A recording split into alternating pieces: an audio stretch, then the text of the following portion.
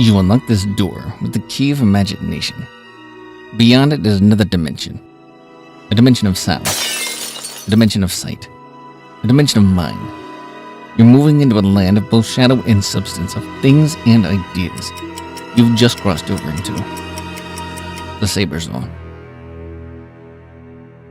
Hi, good evening everybody. Welcome to the Sabres Zone. This is the video on this channel, if you're new here, that discuss the post and the comments that you had to say. So I got one, and let's get this evening started. I'm late. I'm about 40 minutes behind schedule. I gotta move. All right, here is the clip.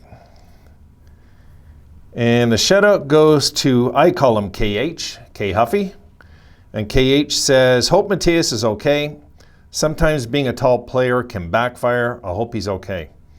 I don't want to jinx Darlene. I love the goaltending tandem.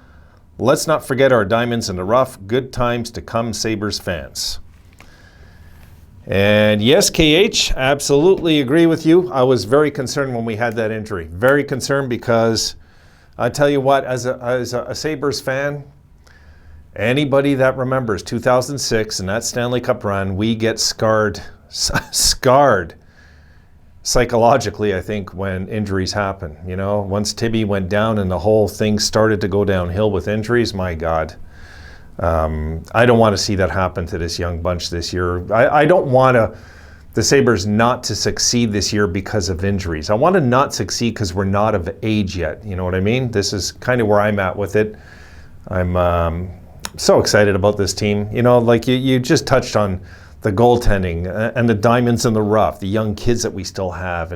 And you know, we talk about a lot of things on this channel. This is why I got to get on, guys, soon. It won't be tonight, but I got to get on a Sabres to the Future, because we got to start looking at some of the lower drafts that some of us don't even know we have. There's some kids on this, in our system, that are very impressive, that, you know, I mean, all you have to do is look at Victor Olofsson and where he was drafted to say, okay, every draft pick is important. Every draft pick is important. And right now, the kids are, I guess, coming of age, like I made in that video today. They're coming of age, and they haven't come of age, but they're coming. They're starting to come. It's the progress is coming. The excitement is coming. The goals are coming. And the camaraderie is there. We knew that before the season started. If we had any doubts, guys, that last year, the close of last year, we wouldn't be able to replicate that this year, I think we can toss that now, because the kids look just as good as they did to close the season out last year right now, this minute.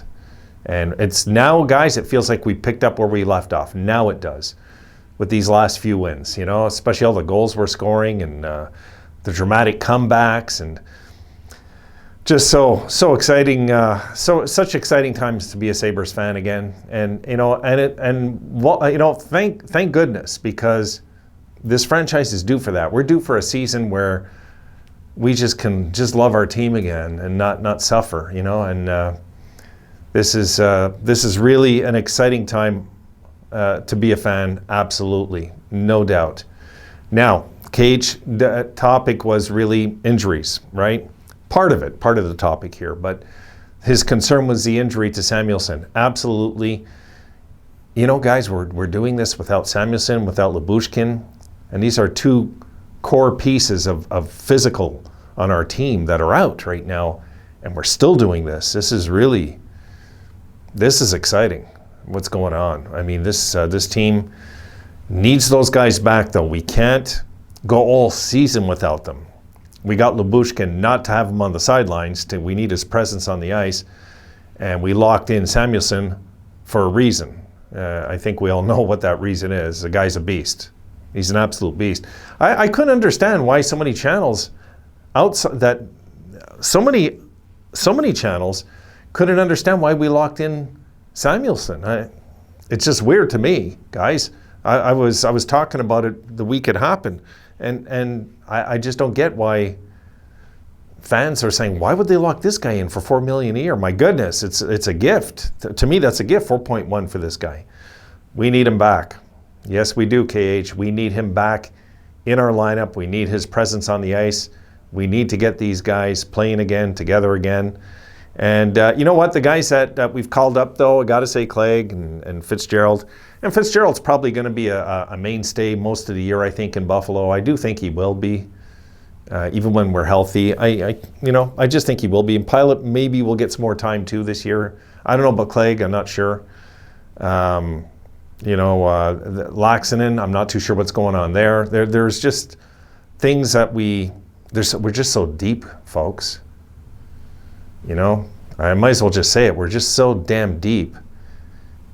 When you go under the level of the Buffalo Sabres and you go in the American Hockey League and then you go into the prospect pool, we can go into deep waters. We could get somebody that's not even in the AHL yet who was probably NHL ready right now. This is how deep we are. Really. It's mind-blowing, guys. It really is. It's mind-blowing some nights when I sit there and I look at it and I just watch how everything turned the last year. Everything completely turned.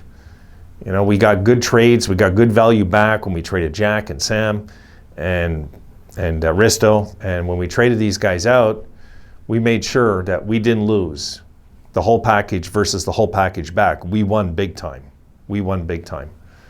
And you can even toss to Tage Thompson if you want to go that route too with the ROR, the O'Reilly deal. I mean, we can even go there if we want. But I don't like to even compare that trade now. It's just a good hockey trade. They won a Stanley Cup because of that trade.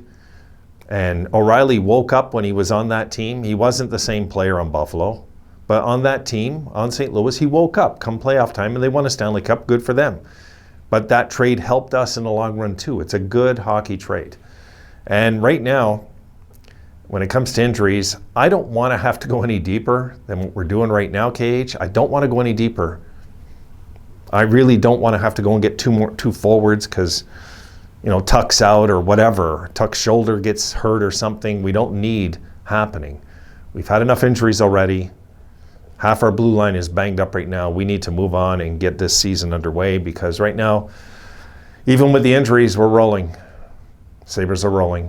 And I honestly believe, guys, that when you have a team that can do that, when they can win with injuries, you have a good team. Sabres are a good team. It's time we say it. They're a good team. This is a good team. They're well coached. Of course, they have issues like any team. There's no perfect team in the league, guys. Go look at Colorado. They got their struggles this year. There's no perfect team in the league.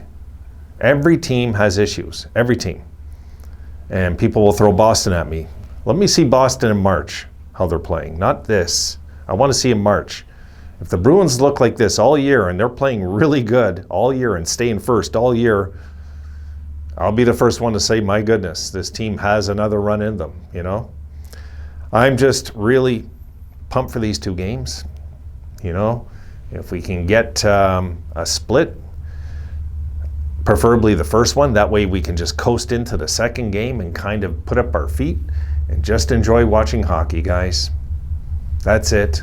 If we get the first game somehow in Carolina and we go into Tampa the next night and even force it into overtime, my goodness, if we got 3 out of 4 points, I think I'd lose my mind. Honest to God, folks. Honest to God.